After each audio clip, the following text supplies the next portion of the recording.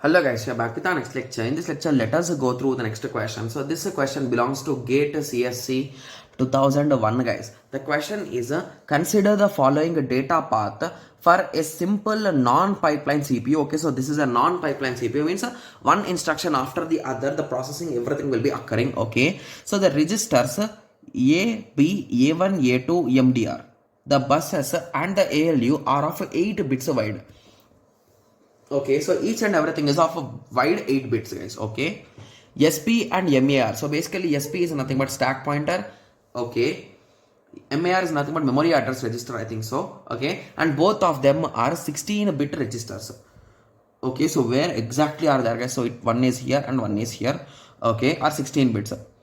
Okay, and the mux of size, so we are having a mux that is 8 in 8 2:1, and Dmux is of 8 1:2.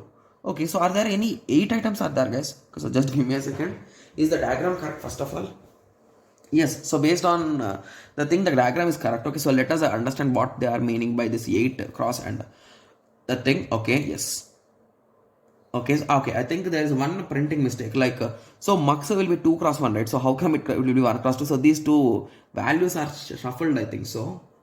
Okay, so anyway, let us cross check it later on as we are going through the question. Okay, so each memory operation takes 2 CPU cycles guys. So they clearly give how many memory cycles will each instruction will be taking. Okay, and uses MAR and MAD. Okay, so memory address register and memory data register, and SAP can be decremented locally. So you can decrement SP at any moment of time. So SP is nothing but a stack pointer, and it always points to the top of the stack guys. Remember that also. Okay, so the CPU instruction push R where A or B has a specifications.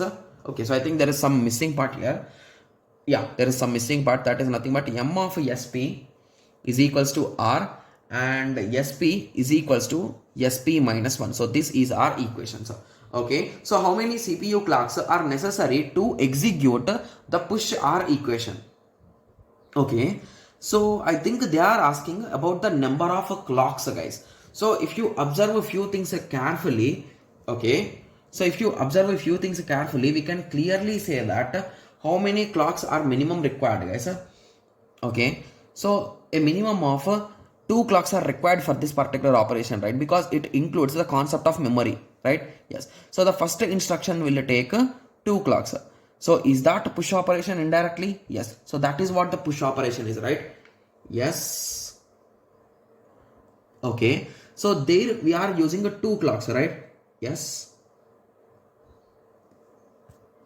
Okay, so I think indirectly we cannot do this directly guys.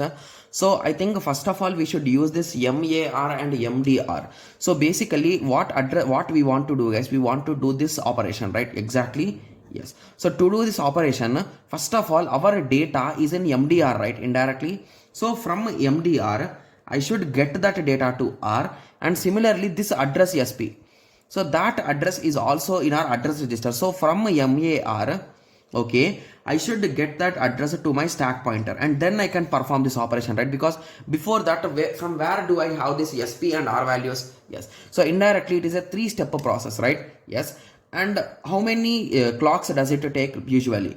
Okay, so from this you can say that this will take 2 clocks mandatorily because it is a memory operation. But when it comes to MAR to SP, okay, if you recall, what is the length of MAR guys? So MAR length is a 16 bits, right? Okay, so if you recall, for 8 bits it will take 1 cycle, right? So for 16 bits it will take 2 cycles. So this will take 2 cycles. Similarly MDR, so what is the length of MDR? It is 8 bits. So for 8 bits it will take 1 cycle. So it is a 1. So the total is a 2 plus a 2 plus a 1, that is a 5 total. So D is the correct answer. Got it? Yes, so the reason why I took 8 bits, it will take 1 clock, because we clearly know that most of the systems will be byte addressable. So if it is not byte addressable, they will be specifying in the question, right? But here they did not specify it anywhere. Hence we can assume the system isn't byte addressable. Got it? Yes. So now you got an idea, right? With respect to how we are exactly solving the question. Okay. So I hope everyone got a clear idea. So in the next lecture, let us continue with the next question. Thank you. Thanks for watching. Like, share and subscribe for more awesome videos like this. Thank you.